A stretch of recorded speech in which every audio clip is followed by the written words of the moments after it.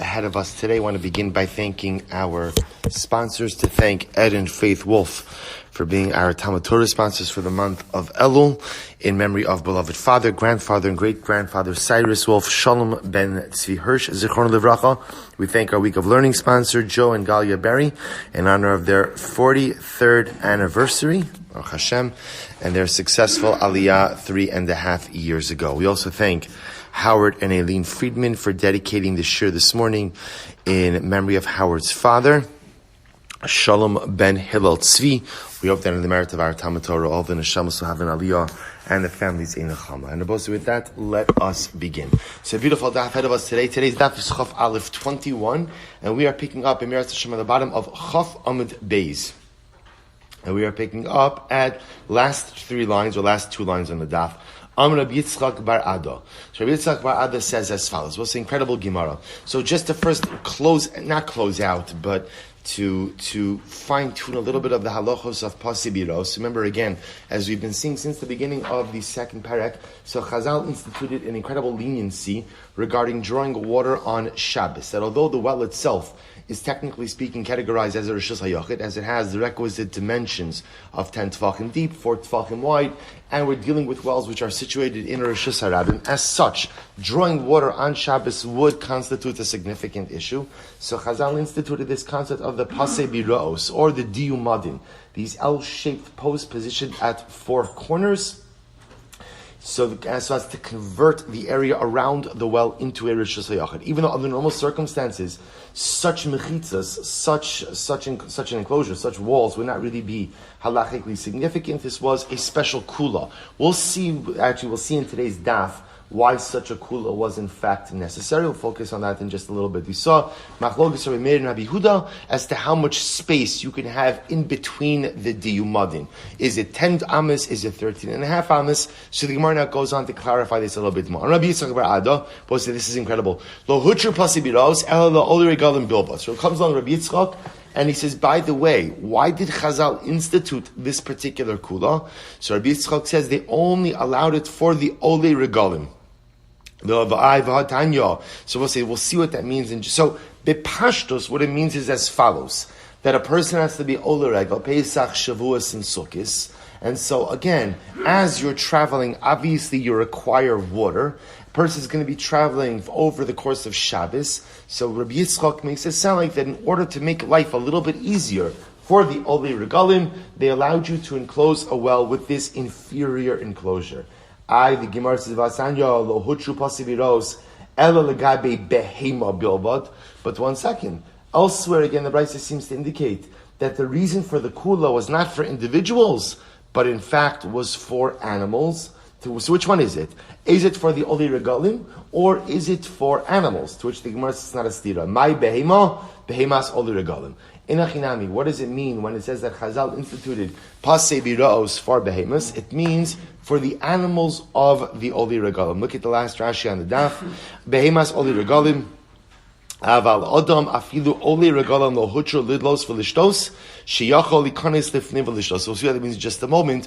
But again, what the Gemara is holding right now, both says as follows: when you come to the ole regel, so with pashtos, it's not just you, but you're coming along with your mishpacha, but you're also coming along with your livestock. Watering livestock, especially as you're traveling, is no small order.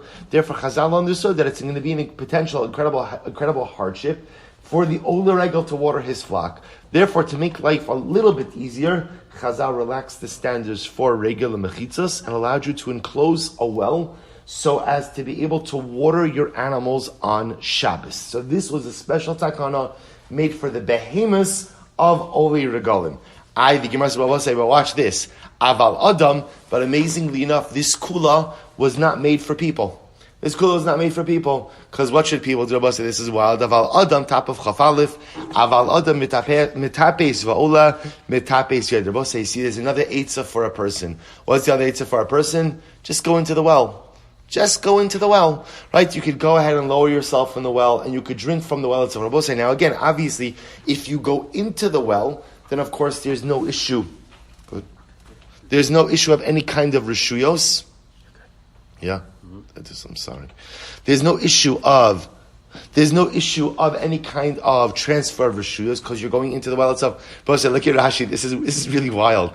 Top of Chafalif, mitapes oches biyadav raglav biksalim v'nichnas v'yotzi mitapes. So listen to. So what does the Gemara say? What should you do if you want to drink water from the well on Shabbos? What do? You lower yourself into the well. And by the way, how do you lower yourself into the well? You go ahead and you just climb down the well, right? You put your arms and your legs by the side of the well, go down and drink, come back up. So this is incredible. So the Gemara is saying over here that the heter for Pasi Biros, the heter for the Yumadin, was for the animals. But people, you don't need to rely on a kula like this, but rather, again, you could actually go into the well itself and drink. So the Gemara says, Ini, Vam Rav Yitzchak, Am Rav Yehuda Amar Shmuel, Lo Huchu Pasi Biros, Ela Be'er Mayim Chayim Bilvad. But 1 second. Says the Gemara, so Rav Yehuda said, name was Shmuel, that the heter of Pasiviros was only for a spring, a well that's a spring, that's a Be'er Mayim Chayim. So the Gemara is as opposed to, let's say, just a cistern, or something that just holds collected waters. V'ila behima, but if you want to tell me that the heter of Pasiviros is only for animals, but not for people, Mali Chayim, Mali Mechunasim.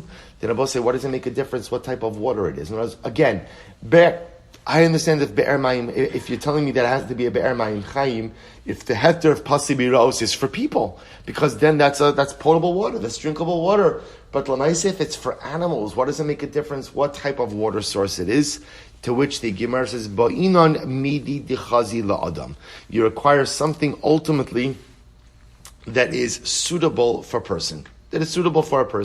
So the idea being that although the heter of Pasibi Rose was only for animals, nevertheless it only worked for a more chashuv water source.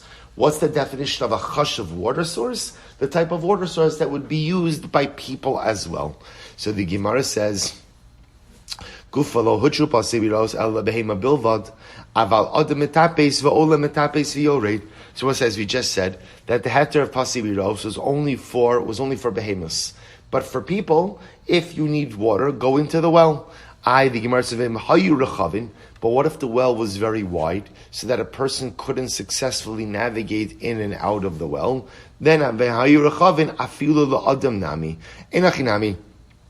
if the well is too wide, so that a person can't get in and out of it, then a person could go out and use the heter for Pasibi Ra'os as well. Furthermore, a person should not go ahead and fill up water and place it before his animal on Shabbos. This is talking about if you're utilizing the Pasibi Ra'os, you should not go ahead and fill up a container and put it in front of your animal. But you could fill up a receptacle and you could pour it in front of the animal. And ultimately the animal could drink on its own. If that's the case, then how did the takana pasibiros help? What do you mean, how did it help? It helped that you could draw water from the well. But I will say, if that's the case, then again, why did Chazal have to create a minimum size of the enclosure enough for the head of the majority of the body of the para? So both said, this is just yesterday's daf. Amra Abaye, Hachamay Askinon, Be'ivos ha'omed b'Rosh Hashanah. We're talking about a trough that is standing in Rosh Hashanah. Gavoa asara, 10 tfachim high, rochiv arba'a, v'rosho nichnas lebein hapasin. So both say, so again, that's the continuation, that's just the restating of yesterday's discussion. So both say, what comes out over here is something very important. So what comes out of this sugya is the Gemara telling us that the din of pasibi ra'os was dafka instituted for behemas ole regalim. But ideally, pasibi ra'os is not used for people. If you want to drink from the well, go into the well. However, the Gemara seems to indicate that if the well is too wide, that you can't navigate inside of the well, one could go ahead and utilize the well. One could go ahead and draw water for their own drinking purposes from Pasibi Rosas. And I will say this is indeed how the Rambam paskins. So the Rambam says, this is in Hilchos Shabbos, Paragraph Zayin, Halacha Lamid.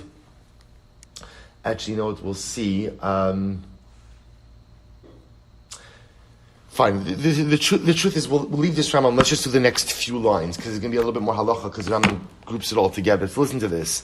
So the Gemara goes weiter. The Gemara says, Amar Rabbi Yirmiyah bar Abba Amar Rav. So just keep this in mind. Number one, we've seen that Pasei B'Ra'os is primarily for animals. People, if they want to drink from the well, should go into the well, drink water from inside the well. But yet it seems to be that even a person could use the heter of Pasei B'Ra'os if the well is too wide, so that a person can't scale down the well. We'll say it's interesting. You see from here again, sometimes kulas are good, but sometimes a person mamish should try to avoid using kulas. The use of a kula is important under extreme circumstances, but sometimes the use of too many kulas too often, because sometimes fundamentally undermine and erode a person's allegiance and fidelity to halacha. Like if you think about it, what a crazy thing. I want a drink of water on Shabbos from the well, so I'm going to scale a well. We'll say, can you imagine? So who ever heard of such a thing? Jews don't do this kind of stuff. Right? So who ever heard of something like this? I'm going to scale the well. But you see over here that, again, if I need to use the kula, I'll use the kula. But if there's a way not to use the kula, better not to use kula. Not because the goal in life is to be machmir, but the goal in life is to create a sensitivity and fidelity and allegiance to halacha. And sometimes, again, the use of too many kulas too often fundamentally undermines that relationship. So I'll say a few more pieces or a few more qualifications. Amar Rabbi Yirmiyah bar Abba Amar Rav. Ein borginin bebavel. This is fascinating. So we'll say really fascinating Gemara. There's no din of borginin. So what's borginin? Look at Rashi. Second of the shorter lines in Rashi. Ein borginin bebavel. Third of the widest lines. Da'amar bekeisen ma'aron. So we'll see this come out a little bit later on. Im hayu borginin chutz li'er b'soch ein ama v'shirayim mis'abrim ima umodidin tchuma ir misham ulahalon. So the Gemara says, listen to this. Now we know there's a lot of tchum. Tchum says that you have 2,000 amas from the edge of the city. So 2,000 amas from the edge of habitation in which you have the ability to travel. So remember again, tchum is not a din in carrying. This is not a din in osah. This is a din in traveling, mobility. So you have 2,000 amas from the edge of the city in which you are situated to travel on Shabbos. However, the din of borginin says like this. If there is some type of basic domicile, even a hut, within 70 and 2/3 amas of the edge of the city, you could measure the tchum not from the edge of the city, but from the hut. So essentially, even a basic domicile, like a hut, within 70 and 2/3 amas of the edge of the city, allows you to count the tchum not from the edge of the primary city, but from the hut. That's borginin. Or the Gemara Sumai borginin. What is a borginin? Sukkos. Sha'osin Shomri Ha'ir. So it's a sukkah, it's a hut that the watchman would often go ahead and set up. Ve'eno davar kavua. The both say now the chiddush over here is that this hut, as we're going to see, was something that was not really set in place. It was easily transportable. So even though again it's not really like what we'd call like a binyan kavua, it's not a set structure. Nevertheless, halacha l'maisa, it still extends the tchum. So the Gemara says, "V'kamar Rabbi Yirmiyah dahanach borginin ein babavel, kilomar ve'ein misarvin shama'ir de bebavel ika bidki demayo v'shot filu hilchach lo chashiv mindi." So we'll see the explanation in just a moment. So we'll say, here's what Rav is saying. Number one, the din of borginin does not apply in Bavel, which means that in Bavel, if you have a city, the tchum of that city is measured from the edge of the city, and even if you have a hut within 70 and 2/3 amas of the edge of the city, the tchum is not measured by the hut, but the tchum is measured by the edge of the city. Below, pasei biraos b'chutz la'aretz. And I will say furthermore, there's no din of pasei biraos in chutz la'aretz, which is really fascinating. The din of pasei biraos of the diyumadin is only in Eretz Yisrael, not in chutz la'aretz. So what's the logic? Borginin b'Bavel. We'll say, why does the din of borginin not apply in Bavel? The shchichi bidki. Because Bavel, interestingly enough, apparently is subject to flooding, flash flooding. So because of that, these borginin were often washed away.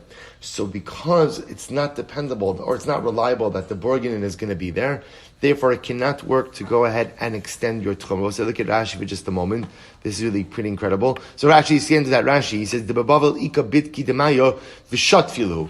Bavel was subject to flash flooding, and therefore halacha l'maisa, you can't rely that the borginin is going to be there. Therefore, the din of borginin doesn't apply in Bavel. However, lo pasi biros.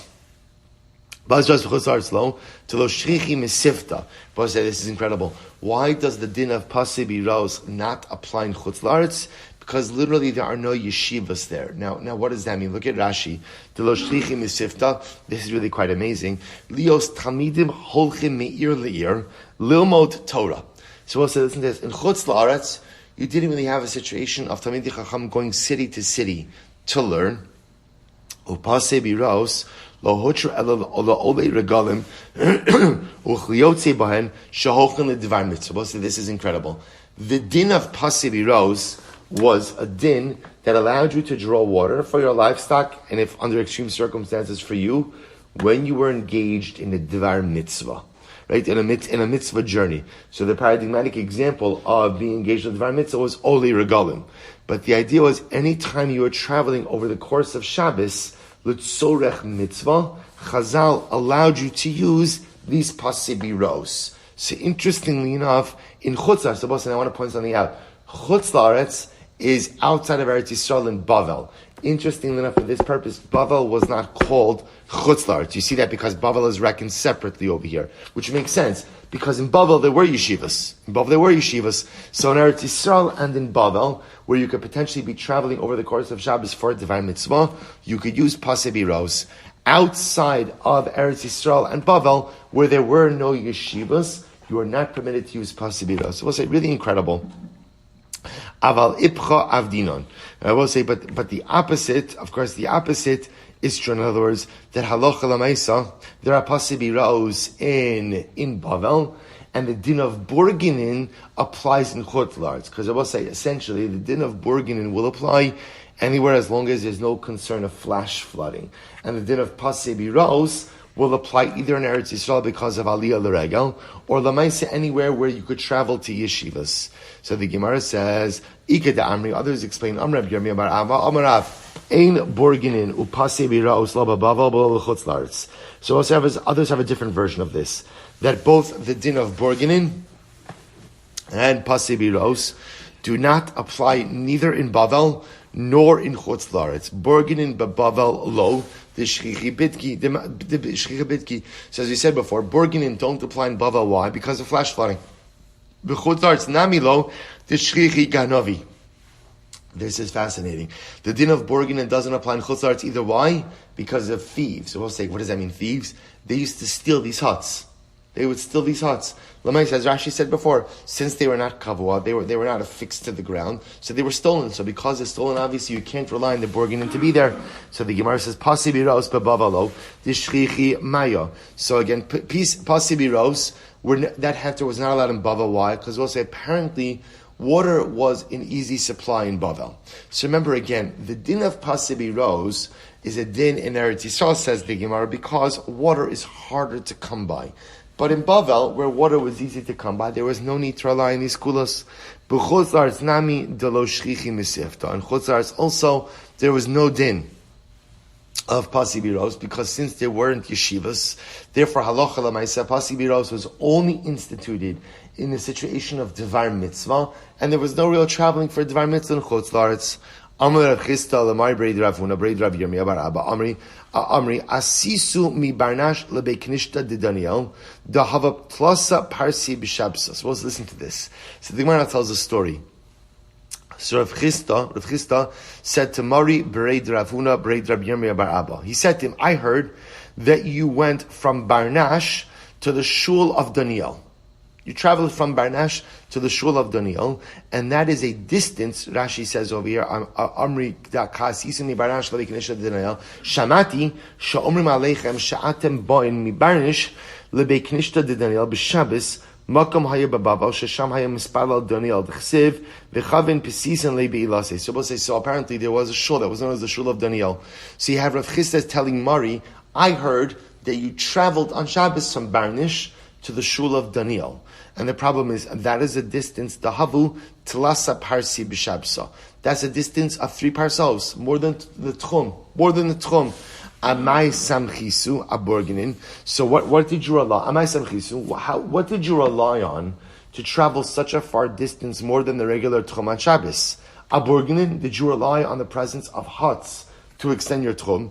Ha'amar avua da'avua mishmei Rav. But your father, the father of your father, right, your grandfather, said in the name of Rav, Ein borginin bebavel, that there's no din of borginin in Bavel, right? Again, because of flash flooding. So how did you travel such a far distance on Shabbos? Nafik Somar went out, he showed Rav Chisda, Va'ach vilei hanua misafta dimivlon b'shivin v'shirayim.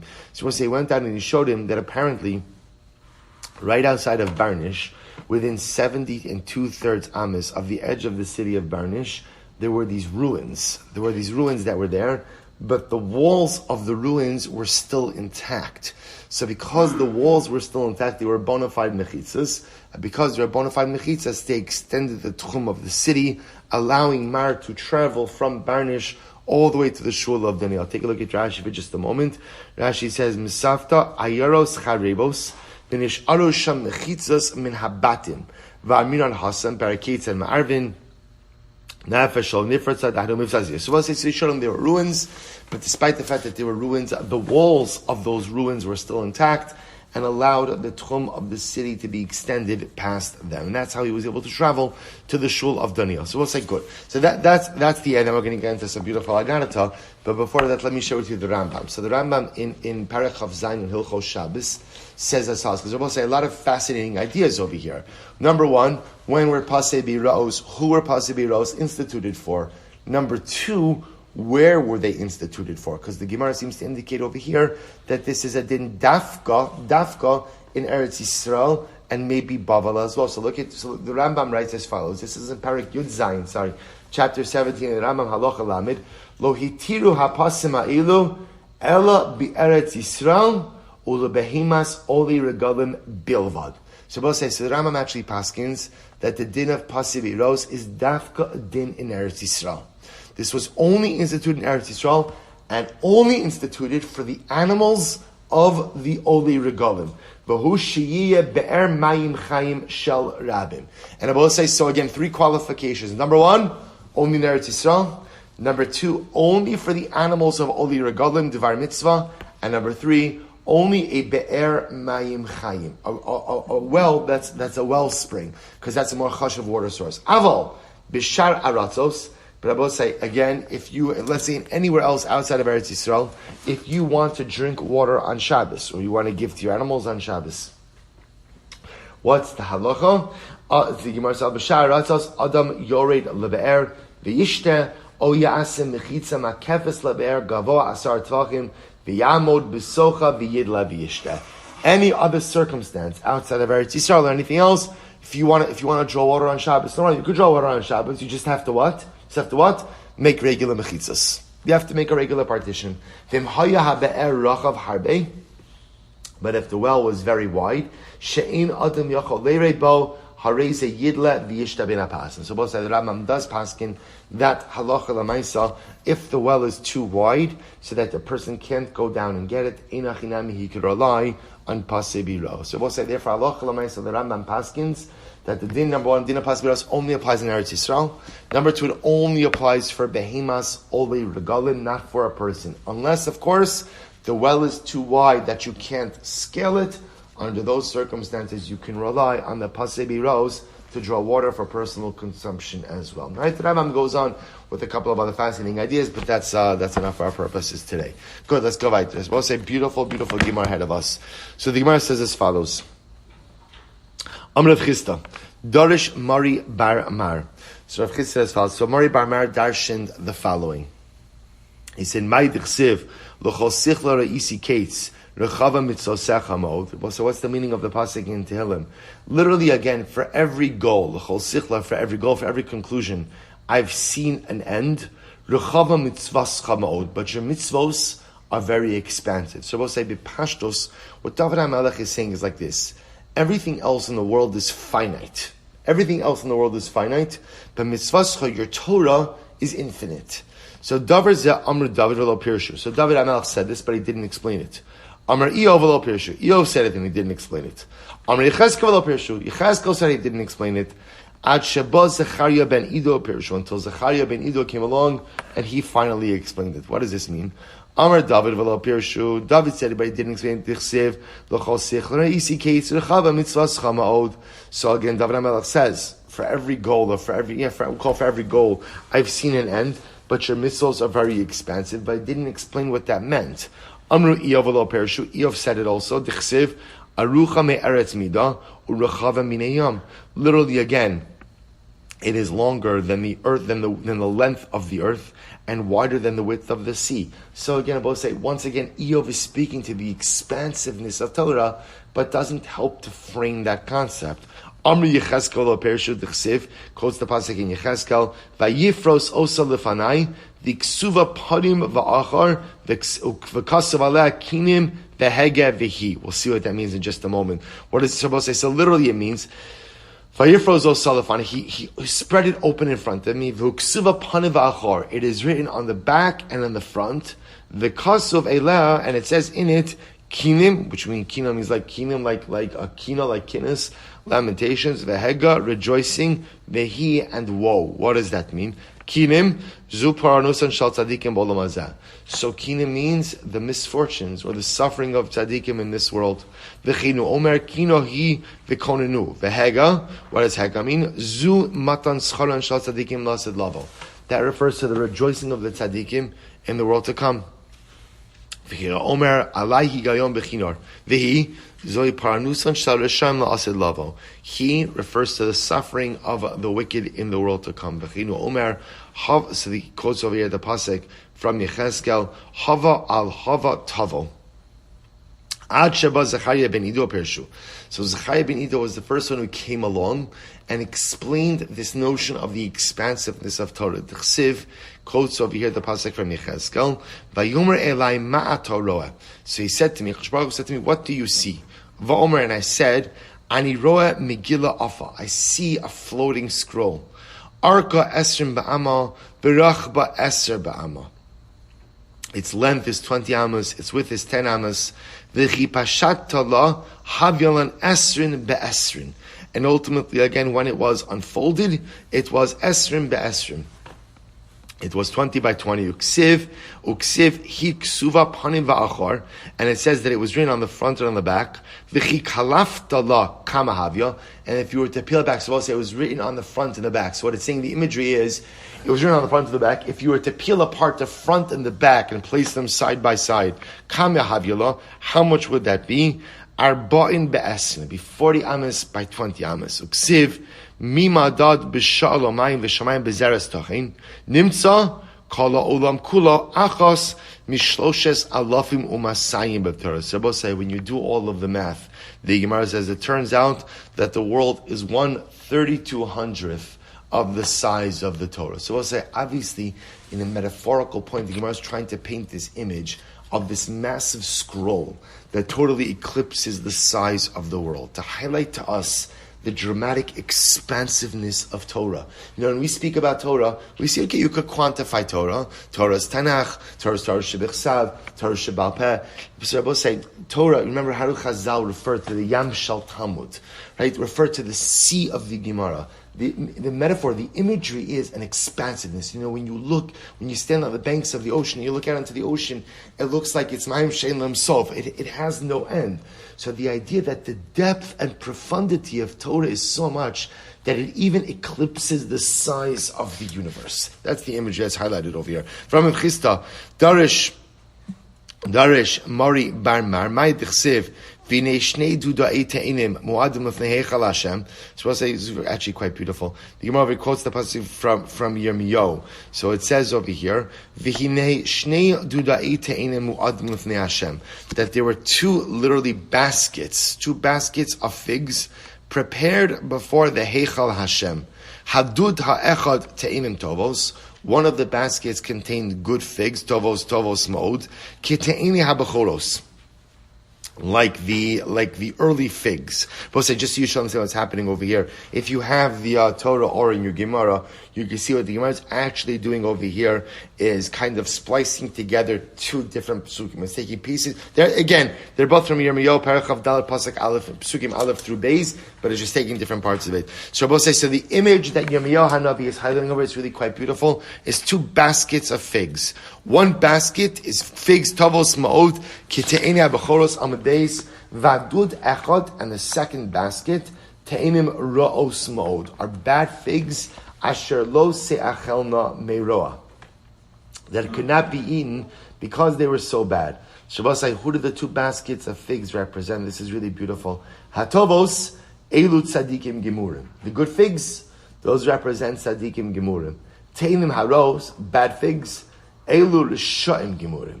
This refers ultimately again to Rishaim Gemurim. So we'll say, look at this Gemara. V'shema Tomar. So maybe you'll say the basket of bad figs, which represents Rishaim Gemurim. Shema Tomar Avad Sivram Ubatal Sikuyam. Maybe you'll say there's no hope. There's no hope. There is no possibility of redemption for the Rishaim Gemurim. Talmud Omar Habdudaim Nasnu Reach. We'll say it says that both of the baskets of figs give forth a beautiful aroma. So we'll say even the figs which can't be consumed, right? Even the figs which were bad, right? Even the te'inim ra'im still give forth a beautiful aroma. Both baskets of figs have the ability to give forth a beautiful aroma. So just understand the power of that Gemara. I just want to draw your attention to the Lashon. See, the Gemara says over here that the basket of good figs, tzadikim gimur. The Gemara doesn't just use Lashon over here of tzadikim and rishaim, but use Lashon of tzadikim gimurim, rishaim gimurim. The Lashon of gimurim represents that person, person could be a rasha, could be like a recreational rasha, right? I'm just a rasha on the weekends, right? But during the week I try to be good, or vice versa. Rishaim gimurim, mamish like the Rambam. This is mamish like the Rambam Hilchos Tshuva. Eizu itzadik gomer, right? I should say, Eizu bal tshuva gimur, the Rambam says. So the lashon of gomer represents a lashon of finality and totality. That sometimes I have different aspects of my identity. Gomer means this is the totality of my identity. See what the Gemara is saying? You might have thought that the Rishaim Gimurim, Avad Sivram Ubatal Sikuyam. You might have thought that a Rasha Gomer, that's it. A Rasha Gomer is down and out. There's nothing more to talk about a Rasha Gomer. No, even the Rasha Gomer, I will say, it's incredible. Even the Rasha Gomer, Hadudaim Nasnu Reach. I will say, what an incredible Gemara. Even if a person is a Rasha Gomer, the beautiful scent of holiness is always there. The beautiful scent of Ruchnius never goes away. Even when your maisim, even when your identity is so fundamentally compromised, the scent of holiness never leaves the Jew. It's incredible. It's incredible. So the Gemara goes right there. Dara Shava, Mai Dichsev, Hadudaim Nasnu Reach. What does it mean when it says that the Dudaim? Now it's interesting. The first time we see Dudaim is, of course, in the story by Rachel and Leah. So there it's interesting that Dudaim are translated as mandrakes. That's off of the English word that's given.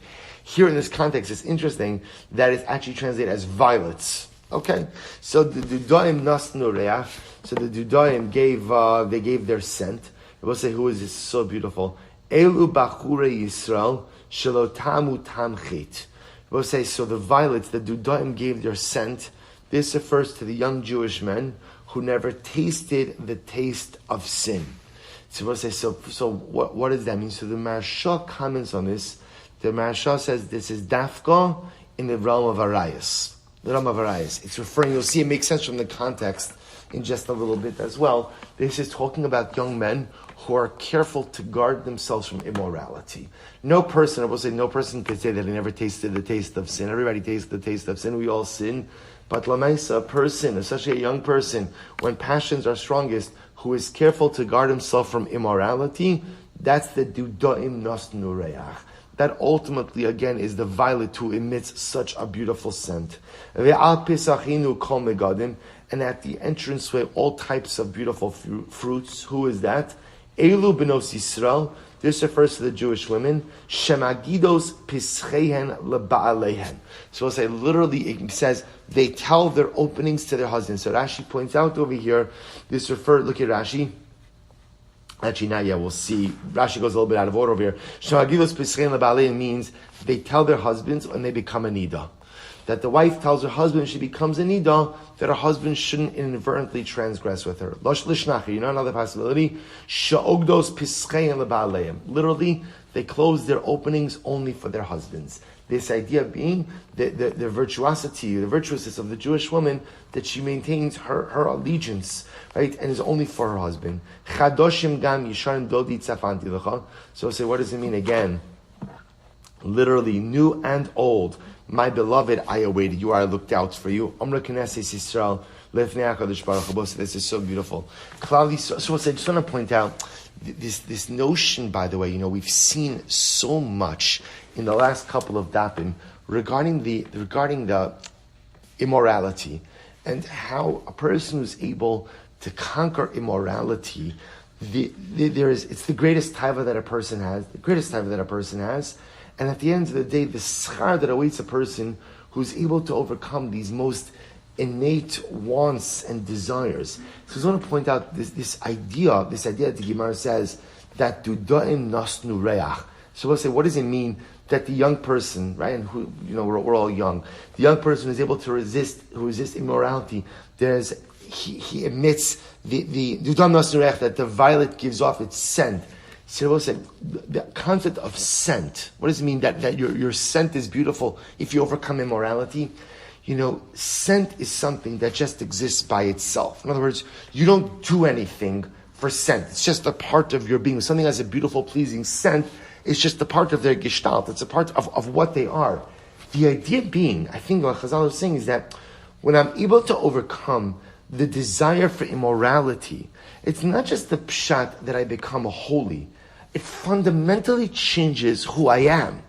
I emit a different scent. I smell different. I am different. You see, there are certain things that I do that give me greater kiddusha, that give me greater holiness, and there are certain things that I do that just fundamentally change who I am. I emit like a reach nichoach. I emit a pleasing aroma. So if I muster up the inner courage to be able to overcome the pull towards immorality, it's not just the pshat that I'm holy, that I'm good, that I'm pleasant. My aroma is different. It's an incredible idea. I emit a different scent. So powerful. So Klal Yisrael says in Moshe Shalom, this is how beautiful this is. Harbe gzeres gazarti al atzmi, yosem mima shegazarta alai v'kiyamtim. So Klal Yisrael says to HaKadosh Baruch Hu, something amazing. Ribono Shel Olam, you've made many laws. You've given me many laws. But I have legislated upon myself even more laws than you've given me. And I've kept all of them. That's Klal Yisrael says to HaKadosh Baruch Hu. You've given me many mitzvahs. I've taken on even more mitzvahs and I've kept everything. Rav Chisda once said to one of the Talmidei Chacham in the base medrash, who was arranging a garat in his presence, Mi shmiya lecha, have you ever heard a drasha on this pasuk Chadoshem gam yishanim? What does it mean when it says the new things and also the old things? Amar le, Eilu mitzvahs kalas ve'eilu mitzvahs chamuras. So the Talmidei Chacham said to him, which refers to the we'll call it the easy mitzvahs and the difficult mitzvahs. Amar le, V'chi Torah pa'amayim nitna, or pa'amim nitna, was Torah given multiple times, that it would say, Chadashim gam yeshanim, which makes it sound like things that were given earlier, things that were given later. The Gemara says, Ella, halala midivrei Torah, v'halala midivrei sofrim. Rather, I will say, the pasuk, when it says, Chadashim gam yeshanim, refers to ultimately divrei Torah. Yeshanim, the old halachas, refers to the halachas that the Ribono Shel Olam gave us. But the Chadoshim refers to the new halachos, the Dinei Dirabanan, which we legislate. Look at Rashi. Divrei Sofrim, Rashi says. It's the third line from the top in Rashi. Chadoshim shenischanshu b'chol dar vadar ligdar geder v'siyag. Each generation legislates new laws. For what purpose? For the purpose of creating a protective fence around Torah. So beautiful. Darash Rav Amay Dechsiv. V'yoser mehema b'ni hizar asos svarim harbe. Both say, what's the meaning of the pasuk in Koheles when it says, and even more than these things, my son, be careful, asos svarim harbe. Literally, we'll say what it sounds like it means is make many svarim. What does this mean? B'ni hizar b'divrei sofrim yoser medivrei Torah. Shamalach was saying, my son, be even more careful with divrei sofrim, with rabbinic law, than with divrei Torah. She divrei Torah yesh panasei v'lo sasei, because Torah is comprised of positive commandments and prohibitions. The divrei sofrim, yet when it comes to the words of Chazal, kala over al divrei sofrim chayiv misa. Whoever violates divrei sofrim, I will say, is chayiv misa. I will say, now what does that mean? Take a look at Rashi. Asei v'lo sasei. So Rashi says, yesh bohen she'in bohen chayiv misa. Aval divrei sofrim chayavim misa al kulan kedichsiv. Uporetz geder yishachenu nachash. So we'll say, quotes over the pasuk from Koheles that says, he who breaches the fence shall be bitten by the snake. So we'll say, even though this kind of sounds counterintuitive, right? One would think to be more careful with daraisas because they're given by the Rebbeinu Shalom and not the Rabbanans. Yet again, Shlomo Melech says, he who breaches the rabbinic fence will be bitten by a snake, which means that in certain respects, rabbinic law is dealt with more severely than biblical law. What's the idea? So the idea is that rabbinic law is the glue that keeps us together. That the rabbis of every generation, or not lavdafka every generation, but you understand, every generation have to legislate new laws because of the times, because of the circumstances. And so mamish, it's the dinei dirabbanon that keep the fabric of Klal Yisrael together. And if you don't go ahead and adhere to the glue, right? If you don't adhere to the Dinei D'Rabbanon, then although the Daraisas may still be intact for some amount of time, it's only a matter of time, Chas v'Shalom, until the fabric of Klal Yisrael unravels. That's why, amazingly enough, that there's sometimes greater severity attached to Dinei D'Rabbanon than there are to Dinei Daraisa. Shema Tomar, Im Yesh Ban Mamish, Mipnei Malo Nichtevu. Or maybe you'll say, one second, well, if the Dinei D'Rabbanan are so important, then why didn't HaKadosh Baruch Hu just write it in the Torah?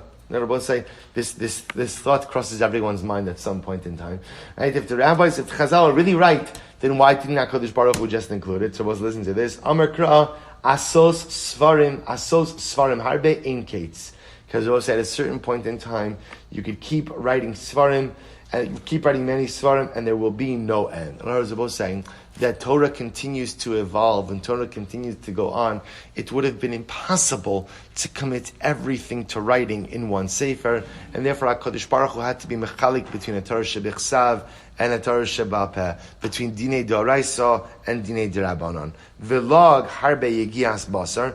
Rabbi said, literally translated, what this means is much study causes weariness or tiredness of the flesh. We'll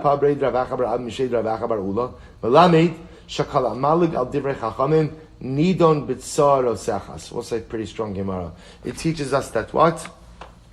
Anyone who disparages rabbinic law will literally be judged in boiling excrement in Olam Haba. Not good. We'll say the idea being, you see it, the Gemara is quoting over here, so we'll say it's easy to go ahead and say, the rabbis are just adding on layers to halacha that are not necessary. I'll keep the D'Oraisas, that's all I need. So you see Chazal coming along and saying, there is no Yiddishkeit without the D'Rabbanans, I will say. There is no way of life without the D'Rabbanans. The whole point of the D'Rabbanans is that the D'Rabbanans teach us how to take the D'Oraisas, make them applicable and sustainable in the real world. So when you see something like this, that if you go and you disparage the D'Rabbanans, you're going to burn in boiling excrement in Gehenna, it's obviously, it's a bit hyperbolic, but it's the idea of Chazal telling us there is no life without the D'Rabbanans. And also we see this, that any time you try to peel away the Rabbanans from Jewish life, it's only a matter of time. It may take years or it may take a few generations, but at the end of the day, you absolutely lose your way. Maskef Rava Miksiv Lag. Does it say lag, disparage? lahag ksiv. It means lahag. We'll say now. It's the Gemara. The way the Gemara was kind of interpreting the pasuk was the word is lahag. The Gemara darshaned it as laag, which means to disparage. But the Gemara doesn't say laag with an I in disparage. It means it says laag with a, which means to learn. Ella kol hahoge bohen toin tam basbo. So this is so beautiful. Rather, what it means is whoever engages in the study of Torah, specifically the studies of Dirabana, like the studies of Gemara, is like he tastes meat. I will say, what's the pshat with that? That if you study Gemara, you study Dinei Dirabanan. So it's like you're tasting meat. So then Yoyada is about to say something beautiful. He says, just like when you eat meat, how do you feel after a good steak? How do you feel after a good steak? Satisfied. Satisfied. I will say, how do you feel after a good blat Gemara? Satisfied. Satisfied. And I will say, there are certain things in life, which give you a certain level of satisfaction.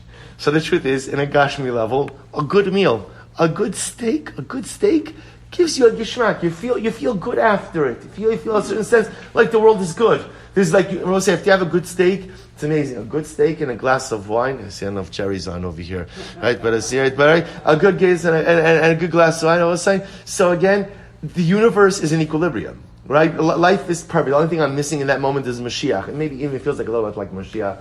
Right? So I'll say, in all seriousness, where else do you replicate a feeling like that? When do you have a feeling in life that like the world is good? The world is good and everything is perfect? It's after a good Blat Gemara. I will say, no, you have a daf like this. You have a daf like this. You're going to walk out and there's going to be like a wave of satisfaction that sweeps over you when you have Torah like this. So that's the Gemara says, La garbe yegios basar. When you learn a lot and you learn a good piece of Torah, it's mamish like yegias basar. It's just like having a good steak. Just like a good steak. It's just like a satisfaction of a good meal. So beautiful. Tanabana both say, listen to this incredible story. Incredible story. Ma'aseh Rabbi Akiva. Both say, such a dramatic story. There was Rabbi Akiva was incarcerated in jail. The Ben Yehoyada again writes, I will say, when was Rabbi Akiva incarcerated in jail? This was the end of his life. This Rabbi Akiva dies a brutal death at the hands of the Romans. His flesh is scraped from his body. This is the story. This is the story. In fact, I will say, I'll tell you, the Ben Yehoyada, I'll send it out on the WhatsApp chat. The Ben Yehoyada has an overwhelming insight. I'll fill in parts of it as we go on. Rabbi Akiva is incarcerated. Rabbi Yoshua Hagarsi, Misharso, Rabbi Yoshua Hagarsi was his attendant, was like his shamus, was taking care of him.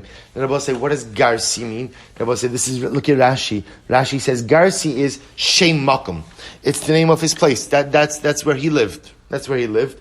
Otherwise, Rashi says, Rabbi say, this is incredible. Lishnachina Shen Tochin Grisim. Shetochin Grisim. He used to go ahead and grind lentils. We'll say, I just want to point something out. I often say this. To me, one of the most incredible things you find in the Gemara is where you find these incredible tzaddikim who had jobs. They had jobs. Not only did they have jobs, I will say, but what? But they were laborers, right? He was a Garsi. He ground up lentils. So I will say, sometimes in life we think that the fact that I have to work for a living patters me from becoming a tzaddik. It exempts you from becoming a Talmid Chacham. Listen, to become a Talmid Chacham or a tzaddik, that's the purview of like people who get to live their lives being kosei beis hanadishmi. I have to go out to work. So if I have to go out to work, I could be a good balabas, right? That's like the ceiling for me. It's not true. Everybody has the capacity to be a tzaddik, and everybody has the capacity to be a gadol, and everybody has the capacity to be the greatest of the great. So you see over here, who's the Mishrais of Rabbi Akiva? Rabbi Yeshua Garsi. A man who used to go ahead and grind lentils. That was his occupation. But despite the fact that he went to work every day grinding lentils, he still became a Gaon. Watch this. Every day, he would bring in Rabbi Akiva water. Now, Mayim b'mida Rabosai means as follows. He would bring Rabbi Akiva enough water for netilas yadayim and for drinking. Rabbi Akiva enough water. What happened? Yom echad matzu shor beis asurin. So we'll say one day Rabbi Yishua Garsi is coming into the jail with water, and the guard sees him coming in. Amar lo, hayom meimecha merubin. So the guard became suspicious of Rabbi Yoshua Garsi. He says, today it looks like you're bringing in a lot more water. Shema lachtar beisasun atatzarech. So he's suspecting that what was he trying to do? Maybe he was trying to help Rabbi Akiva dig a tunnel, right? Because how do you dig a tunnel, right? You pour water on the ground, it loosens up the earth. So the guard suspected Rabbi Yoshua Garsi of bringing in more water so as to dig a tunnel to help Rabbi Akiva escape. So what did he do? Shafach chatzyan. The guard spilled out half of the water in the bucket. Rabbi Yoshua Garsi comes to Rabbi Akiva. Keshabat Rabbi Akiva Amarlo Yoshua in ato yodea shezakin ani v'chayim teluin b'chayecha. So Rabbi Akiva sees the bucket, and the bucket is half full. Rabbi Akiva always saw the bucket half full, but he said that Lamaisa Yoshua, you know that I'm totally dependent on you. This water is my water for Netilas Dam, it's my water for drinking. Now there's only half a bucket. Soflo kol samora. So Rabbi Yoshua Garsi told Rabbi Akiva the whole story. Amrlo taimli maim she'etal yadi. So he said, okay, I'll use the water for hand washing. Amrlo lishtos in magian lital yadcha magin. He said, Rabbi, there's barely enough water in there for you to drink. Do you think there's enough water in there for you to Netilas Dayim? So also Rabbi Yoshua Garsi was begging Rabbi Akiva, Rabbi, please don't do Netilas Dayim today. Please just drink the water so you could live. But I just want to point out that Ben Yehoyada points out that the way Rabbi Akiva was murdered is that every day the Romans would peel off some of his skin. It didn't all happen at once. Every day they tortured him a little bit. Every day. So can you imagine Rabbi Yoshua Garsi saying, Rabbi Akiva saying, Rabbi, please, don't worry about Netilas Dayim. Please just drink the water. They're torturing you in such unspeakable ways every single day. Just drink the water. Amarlo, ma'asa, shechayavin alein misa. So Rabbi Akiva said, what should I do? What should I do? At the end of the day, to not wash my hands is a chiyav misa. Mutav, I was saying, what does it mean it's a chiyav misa? Now, obviously, it's not literal, it's a chiyav misa. But Rabbi Akiva was saying, then quoting this idea, Poretz keder ashchenu nachash, he who breaches the fence should be bitten by a snake. In other words, that rabbinic law has to be treated with such incredible severity. Mutav amos misas atzmi, v'lo e'avor al das chaverai. Rabbi Akiva said, better for me to kill myself. Now, what it meant is, better for me that I shouldn't have something to drink. I shouldn't have something to drink than to chas v'shalom violate the halachas of my friends. Netilas Dayim. We'll say it's incredible. Amar lo tam klum at shehevi lo mayim v'natal yadav. So Rabbi Akiva refused to eat anything until he had sufficient, until they were able to bring him more water, and he was able to go ahead and do netilas yadayim. Kishashamu chachamim bidavar. When the chachamim heard this story, suppose say, do you hear this story? Yes, sir. Rabbi Akiva is literally being tortured every single day by the Romans. Yet he won't go a day without netilas yadayim. Suppose the Ben Yehoyada comments on this again. He says that the moral of this story is not that you have to give your life for netilas yadayim. That's not the moral of the story. I will say, the moral of the story is that we are here because ultimately we've always maintained an incredible and overwhelming fidelity and allegiance to even the smallest details of Yiddishkeit. Because it's not the devil that's in the details, it's the Ribono Shel Olam that's in the details. And we're only here because of Mesiras Nefesh for Halacha, because of Mesiras Nefesh for Torah. This is not modeling for us a Halacha L'Maisa. It's not what it's modeling for us. But what it is modeling for us, I will say, is those of us who Baruch Hashem are privileged not to live in these. See, Rabbi Akiva was willing to give his life for Netilas Yadayim under dire circumstances. How careful we have to be with the details when Baruch Hashem we're not in dire circumstances. So when they heard this, right, Kishashem Chacham B'Davar Amar Ma B'Ziknuso Kach B'Yadusa Alachas Kama V'Kama. If this is how Rabbi Akiva acted when he was old, can you imagine his behavior when he's young?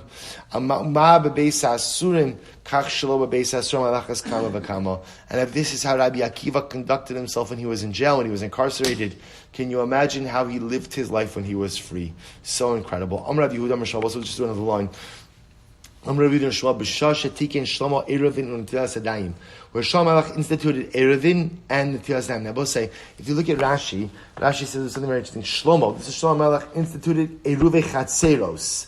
The gazer shalom lahotzi merishas hayachal l'rishas hayachid chavero laso siag varchaka le'isr Torah shalo yavo lahatim merishas rab merishas hayachid. So it says Shlomo HaMelech was the person who instituted the concept of Eruv Chatzeros. I mean, remember, mid oraisa, the only thing you can't do is to go from Rishas Hayachid to Rishas Harabim or Rishas Hayabim to Rishas Hayachid. But to go from one private domain to another private domain is biblically permitted.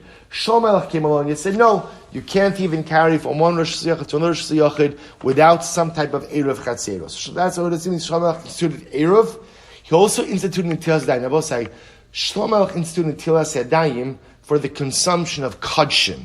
Shlomo said that you cannot eat anything consecrated without washing your hands. That later on evolves to washing your hands for bread. But Shlomo was the first one who instituted that you have to wash your hands before you partake of Kodshim. Yotzes Sabaskol v'Amras, Sabaskol came out and said, B'ni, im chacham libecha yismach libi. My son, if your heart is wise, my heart will rejoice gamari, me as well. Va'omer, chacham b'ni v'samach livi v'ashivi charfi davar. So let's just do one more line, then we'll stop. Dara shrava ma'idchsiv l'chadovdi neitze hasada, nalina b'kfarim nashkima l'kramim, nira im parcha hagefen, Pasach hasmadar hinatsu harimonim sham etain es dodi sham eta es dodi. So we'll say. So what does it mean in the pasuk? What does it mean? Lechadodi neitzi asada. What does it mean? Come, my. We'll just interpret each part of the pasuk. Come, my beloved. Let's go out into the field. So we'll say. So remember again. This pasuk is from Shir HaShirim. So we'll say Shir HaShirim. What makes Shir HaShirim sometimes a little bit complicated is it's not clear who is the man and who is the woman. You know, in the Zohar writes that sometimes Chodesh Baruch Hu is Duchra, sometimes he's Nukva, sometimes he's male, sometimes he's female. In Shir HaShirim, so the male and female personalities switch back and forth. So what does it mean when it says, L'chado di neitzi asada, come my beloved, let's go into the field. Amra k'nesei Yisrael ne'er Chodesh Baruch Hu. Klal Yisrael says to Hashem, Ribon Shalom, Al tidineni ki yoshei krachim. Do not judge us like those who dwell in the cities. Sheishwan Gezel v'arayis u'shvua shav u'shvua shaker. So we'll see, in the cities is where you have all of the vices, right? All of the vices exist in the city. There's theft, there's immorality, there's false oath, shvua shaker, vain oath. Rather, so don't think of us like city dwellers. Neitzei hasodeh. Come out into the fields. And what will you see in the fields? Bo ve'erech tamidei chacham she'oskim b'torah mitoch adchak. You will see ultimately tamidei chachamim who learn Torah even in the midst of difficulties. So I'll say, so again, Chodesh Baruch Hu says to Klal Yisrael, we're not like those who dwell in the cities, who engage in all type of terrible and immoral things, but rather come with us into the fields. We'll show you how we are. I'll show you tamidei chachamim who learn Torah even when things are difficult. Nalina bikfarim, let us sleep in the villages. Al tikri bikfarim ella bikhofrim. Bo ve'erecha, come HaKadosh Baruch Hu, and I'll show you osam sheshpatam tova ve'im kafru b'cha. In Rabban Shalom, there are so many people upon whom you shower so much good, and yet they go ahead and fundamentally don't believe in you. But we believe in you, HaKadosh Baruch Hu. Nashkima l'kramim, go ahead and wake up early in the vineyards. What does that refer to? Elu bate knesios ubate midrashos. Come to the shuls, come to the bate medrash. Niran parcha gefen. See if the vines have sprouted elu ba'ali mikra. So we'll say the gefen refers to those who master chumash. Pasach hasmadar, the smadar which represents a further stage of maturation. Those are ba'ali mishnah. Henotzu harimonim, have the pomegranate sprouted. Elu ba'alei Gemara. That refers to those who master Gemara. Sham etein es dodi, leich erich kvodi ugoli, shavach banai ubnosai. Ribono Shalom, do you want to see again? Leich erich kvodi, do you want to see my greatest covered? I'll show you my sons and my daughters. Because Rabbi say the greatest things we produce in life are not ourselves. The greatest testament to our fidelity and allegiance to HaKadosh Baruch Hu and His Torah is not the personalities we build, but ultimately, again, the children we raise. All right, so we'll stop over here. We're not finished. There's still more mitzvahs, and the beautiful Agarata continues into tomorrow's daf. Yashikayach, everyone. All right, Jabosai on Zoom. Everyone have a wonderful day.